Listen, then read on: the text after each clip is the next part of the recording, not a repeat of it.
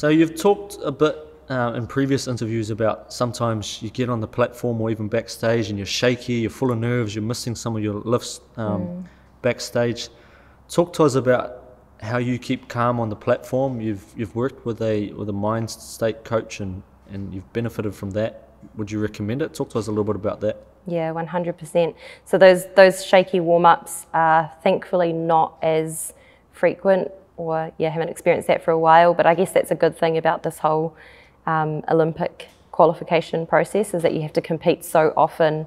You learn and adapt to different things really quickly.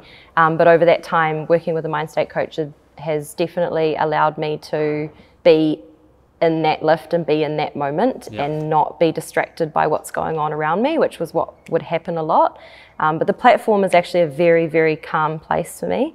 It's a very calm, probably where I'm at my calmest, and it's just about execution, so it's really nice, yeah. So you touched on Olympic qualification. We'll just talk about it for a little bit. So Tokyo 2020 would have been the plan. You hit a 117 clean and jerk for an Oceania record, 95 snatch, and then COVID-19 comes along, everything gets put on hold. How does that make you feel? I'm okay.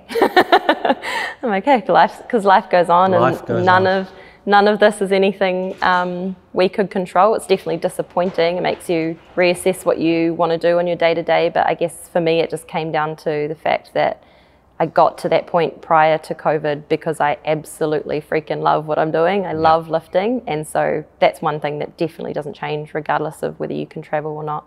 And you still love it? I still love it, probably more than before. So what's it going to take for Megan to get to that next level where you want to be at on the world stage? What kind of things do you need to put in place in your life to continue to progress in the sport of weightlifting?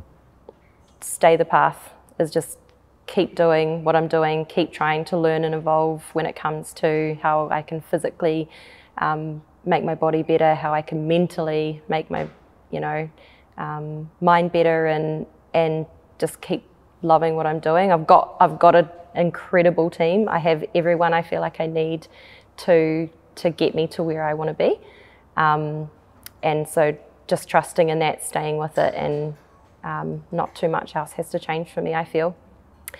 I don't have any specific, I guess, extrinsic goals.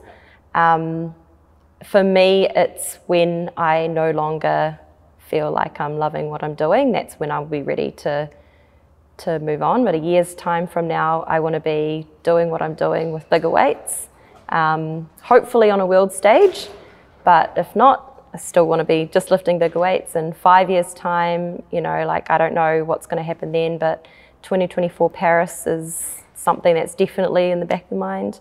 As long as my body's healthy and I'm still progressing, then I'll keep lifting. And 10 years' time, I have no idea. So if you weren't weightlifting or coaching CrossFit, what do you think you'd be doing? Oh, maybe still buying and designing in fashion. Yeah, you might still be. I do. Still be at Pumpkin Patch. Yeah. Well, Pumpkin Patch is no longer, so probably not there. But I did love it. I did love it. Yeah. All right. So I just want to say thanks so much for coming down and sharing a bit about your journey in the sports of Olympic weightlifting and CrossFit. How can we keep up to date with your journey towards the Olympic Games in Tokyo when it does eventually happen? Yeah. How can we follow along? So my Instagram is Megan Ann Signal, and that's where I'm most active with what's going on in my journey. Yeah. My coach's Instagram is Papatoetoe Weightlifting Club, and that's where you can see what we're up to in terms of training.